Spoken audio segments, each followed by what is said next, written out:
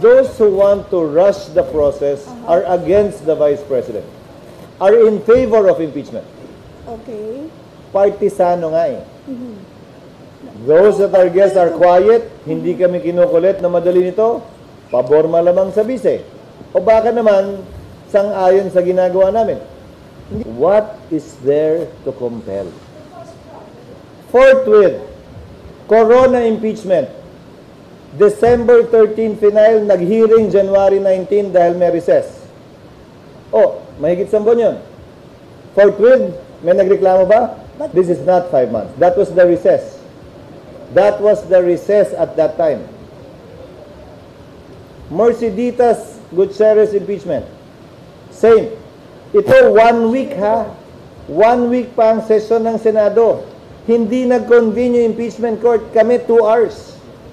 Nagreklamo ba kayo na madalin? Nagsabi ba kayo na mag-convene yung impeachment court ng December?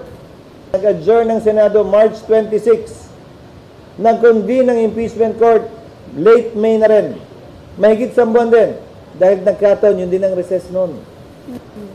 Nagreklamo ba yung nagreklamo ngayon? Now, why should I treat this impeachment complaint differently from that of Gutierrez and Corona na nagkataong tumugma din sa recess?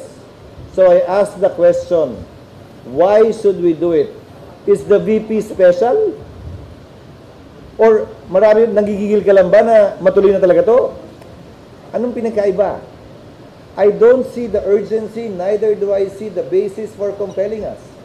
Ni walang nagreklamo, ni isa sa kanila na mag-hearing kami nung Pasko nun. Nandun ako sa Senado nun eh.